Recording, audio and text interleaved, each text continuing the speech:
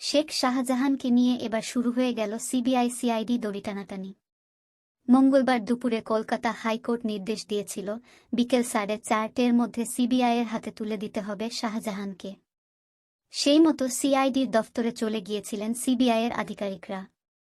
কেন্দ্রীয় বাহিনীর প্রচুর জওয়ানও চলে গিয়েছিলেন ভবানী ভবনে। এরপর দীর্ঘ অপেক্ষা, ঘণ্টা দুয়েক ধরে ভেতরে চলে আলোচনা।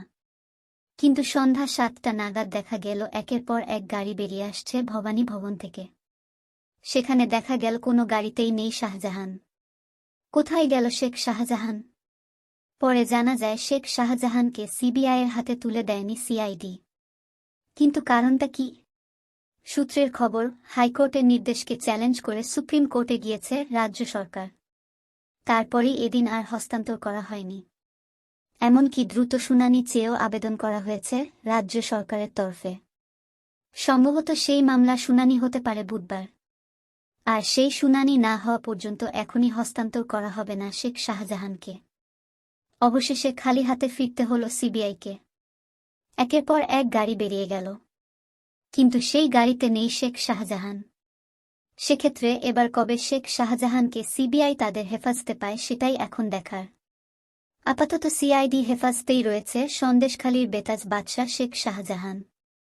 তাকে নিজের হেফাজতে নেওয়ার জন্য সবরকম চেষ্টা করছে সিবিআই, কিন্তু সেটা এদিন সম্ভব হয়নি। মিনাখা থেকে তাকে রাজ্য পুলিশ গ্রেফতার করেছিল, তারপর সিআইডির হাতে তুলে দেয় তদন্তের স্বার্থে। আপাতত সিআইডির হেফাজতে রয়েছেন শাহজাহান। শেখ শাহজাহান সিবিআইয়ের হেফাজতে যাবে, এটা ভেবে কিছুটা হলেও স্বস্তি পেয়েছিল সন্দেশখালী। তবে এদিন অবশ্য সেই রায় অনুসারে সিবিআই পেল না শেখ শাহজাহানকে।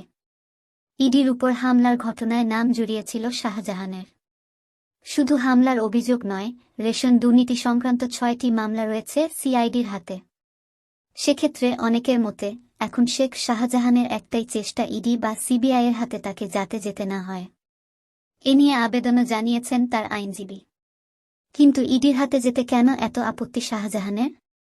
তবে সূত্রের খবর, পুলিশের হাতে গ্রেফতার হওয়ার পরে তাদের হেফাজতে থাকার সময়তেও দাপট কোনো অংশে কমেনি শাহজাহানের। সূত্রের খবর, এক কথা বারবার তিনি বলতে রাজি নন বলেও জানিয়েছেন। এমনকি তদন্তে কতটা সহযোগিতা করছেন তা নিয়েও প্রশ্ন উঠছে।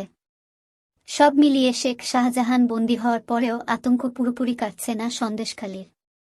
কারণ অনেকেরই ধারণা যে নেতা ধরা পড়ার পরেও এত দাপট দেখাচ্ছেন, শরীরী ভাষায় বুঝিয়ে দিচ্ছেন তিনি কতটা প্রভাবশালী। সেক্ষেত্রে তিনি বেরিয়ে এলে কি হতে পারে সেটা ভাবতেই কেঁপে উঠছে অনেকের বুক।